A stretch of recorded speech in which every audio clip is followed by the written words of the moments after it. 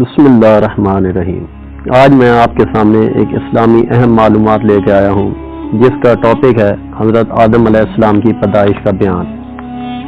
راویان معتبر سے روایت ہے کہ جب ارادہ الہی واسطے خلافت حضرت آدم علیہ السلام کے بموجب آیت کریمہ انی جاعل فی الارض خلیفہ اور ظہور ریاست بنی آدم کے متعلق ہوا، تب حضرت اسرائیل کو حکم ہوا ایک مٹھی خاک ہر قسم کی سرخ اور سفید اور سیاہ زمین سے لائیں۔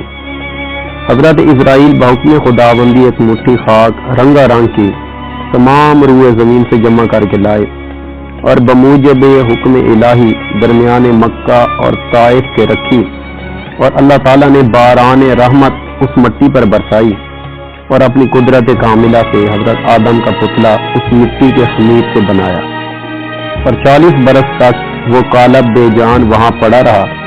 اور جب عنایت الہی نے چاہا کہ ستارہ اقبال حضرت آدم علیہ السلام کا روشن اور مرتبہ شرافت بنی آدم کا تمام مخلوق پر ظاہر ہو، روح پاک کو حکم صادر ہوا کہ بدن آدم میں داخل ہو، لیکن روح لطیف نے خاک کثیف میں داخل ہونے سے انکار کیا۔ خطاب رب الارباب کا روح کو حکم پہنچا، ادخل ایھا الروح فی ھذا الجسد، یعنی اے جان داخل اس بدن میں ہو۔ جب روح قالب میں آدم کے سر مبارک کی طرف سے داخل ہوئی، جس جگہ روح پہنچتی تھی بدن خاکی جو مانند ٹھیکرے کا تھا گوشت اور پوست سے بدلتا جاتا تھا۔ جب روح سینہ مبارک تک پہنچی، حضرت آدم علیہ السلام نے ارادہ اٹھنے کا کیا، وہی زمین پر گر پڑے۔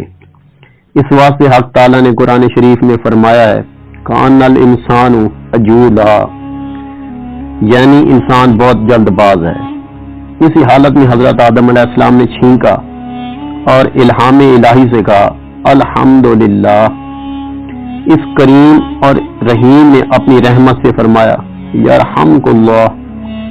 سب سے اول جلوہ رحمت الہی کا شامل حال حضرت آدم علیہ السلام کے ہوا، اور بھید سبقت رحمتی علی غضبی کا ان کے طفیل سے نصیب بنی آدم کے ہوا، یعنی بعد ان کے ایک فرشتہ بموجب حکم الہی کے ایک جوڑا مرصع فوراً بہشت سے لایا اور حضرت آدم علیہ السلام کو ساتھ تشریف خلعت الہی سے مشرف کیا اور تخت عزت اور عظمت پر بٹھایا۔ نقل ہے کہ فرشتے ابتدائی پیدائش حضرت آدم سے آپس میں کہتے تھے کہ جس کو خدا تعالیٰ خاک سے پیدا کر کے مسند خلافت پر بٹھائے گا تو وہ ہم سے خدا کے نزدیک زیادہ عزیز ہوگا، اور ہم جو بارگاہ علام الغیوب میں دن رات رہتے ہیں علم ہمارا اس سے زیادہ ہوگا۔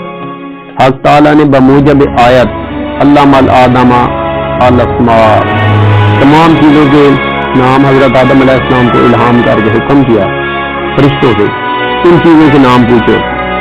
جب امنعونی باسماء ہؤلاء ان کنتم صادقین، یعنی خبر دو مجھے ان چیزوں کی نام کی اگر تم سچے ہو، تب فرشتے جواب سے عاجز ہوئے اور اپنے قصور کے معترف ہو کر بولے سبحانک لا علم لنا الا ما علمتنا انک انت العلیم الحکیم، یعنی پاک ہے تو اور نہیں علم ہمیں مگر جو تو نے سکھایا یا ہم کو، اور تو ہی عالم اور دانا ہے۔ تب اللہ نے حضرت آدم علیہ السلام کو کمال ظاہر اور باطن سے آراستہ کر کے واسطے زیادتی تعظیم و تکریم کے ملائکہ عظام کو جو آدم کو تخت کے گردا گر صف باندھے ہوئے مؤدب کھڑے تھے حکم کیا اسجدوا لآدم فسجدوا الا ابلیس ابا واستکبر وکان من الکافرین، یعنی سجدہ کرو آدم کو، اور بحکم الہی کے سب فرشتوں نے بلا عذر و تکرار حضرت آدم کو سجدہ کیا، مگر ابلیس ملعون نے انکار کیا اور بولا میں آدم سے بہتر ہوں، اس واسطے کہ مجھے آگ سے پیدا کیا۔ اس نافرمانی سے شیطان ملعون عبدی ہو کر راندا گیا اور فرشتوں سے نکالا گیا۔ حضرت آدم بہشت میں رہنے لگے، طبیعت ان کی مشتاق، جلیس، ہمدم اور انیس محرم کی ہوئی۔ تب حضرت آدم پر خواب نے غلبہ کیا۔ وقت خواب میں اللہ نے اپنی قدرت کاملہ سے آدم کے پہلو چپ بائیں سے حضرت حوا کو پیدا کیا۔ جب حضرت آدم بیدار ہوئے تو دیکھا کہ عورت پاکیزہ ان کے پاس بیٹھی ہے، ان کی طبیعت ہمایوں اور صورت میمون کو دیکھ کر نہایت خوش ہوئی اور پوچھا تو کون ہے؟ حضرت حوا نے کہا میں تیرے بدن کا جز ہوں کہ حق تعالیٰ نے تیری پسلی سے مجھ کو پیدا کیا ہے۔ نقل ہے کہ حسن اور جمال حضرت حوا کا اس قدر تھا کہ تمام عالم کی خوبی 100 حصے تھی، اس میں سے 90 حصے حسن حضرت حوا کو اور 10 حصے باقی تمام عالم کو عنایت کیا۔ آدم سجدہ شکر بجا لائے، جناب الہی نے اس کا عقد روبرو حاملان عرش اور ساکنان سماوات کے باندھا اور دونوں کو حکم ہوا اے آدم و حوا تم دونوں اس بہشت میں رہو اور سب میوے اس بہشت کے کھاؤ، مگر اس درخت کے قریب مت جانا، یعنی گیہوں کے درخت میں سے کچھ مت کھانا۔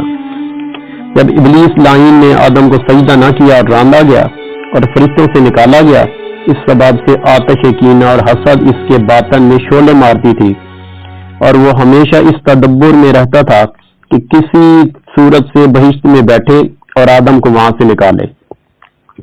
پہلے تو طاؤس سے دوستی کی کہ میری دوستی کے حق تیرے اوپر ثابت ہے، اور پہلے ہم تم ایک مکان میں رہتے تھے، یہ التماس تجھ سے ہے کہ مجھ کو اپنے بازو پر بٹھا کر بہشت میں پہنچا دے تاکہ میں اپنے دشمن سے بدلہ لے سکوں۔ طاؤس نے اس بات سے انکار کیا اور کہا کہ یہ بات تو سانپ سے کہے۔ تب شیطان سانپ کے پاس گیا اور اپنے قریب کے منتر سے فریفتہ کیا۔ سانپ اس کو منہ میں لے کر بہشت میں گیا۔ پھر ابلیس حضرت آدم اور حوا کے پاس گیا، رونا شروع کیا۔ حضرت آدم علیہ السلام اور حوا نے پوچھا کیوں روتا ہے؟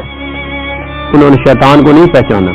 تب شیطان نے کہا تم کو نصیحت کرتا ہوں، مجھ کو تمہارے حال پر رونا آتا ہے اور تم اس بہشت سے نکالے جاؤ گے اور یہ بہشت کی نعمتیں تم سے چھین جائیں گی اور یہ لذت حیات سے ذائقہ موت کا چکھو گے۔ ان دونوں کو اس بات کے سننے سے بہت غم ہوا۔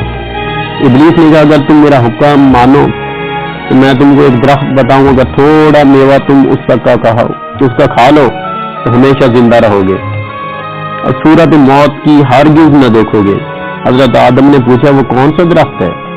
شیطان نے کہا وہی درخت ہے کہ جس کے کھانے سے اللہ نے منع کیا ہے۔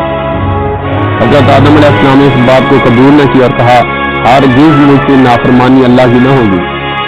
جب شیطان نے قسم کھائی کہ تمہارا خیر خواہ ہوں، بعد اس کے حضرت آدم علیہ السلام اٹھ کر چلے گئے اور شیطان نے حضرت حوا کی خدمت میں جا کر اسی طرح ان کے دل میں وسوسہ ڈالا اور سانپ نے شیطان کے کہنے پر گواہی دی۔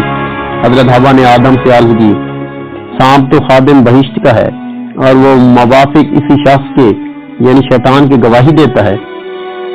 اب تو میں پہلے اس درخت کا پھل کھاتی ہوں، اگر کچھ خلل ہو تو میرے واسطے خدا سے معافی مانگیو اور نہیں تو تم دونوں تمام عمر بہشت کی نعمتیں چین سے کھایا کرنا۔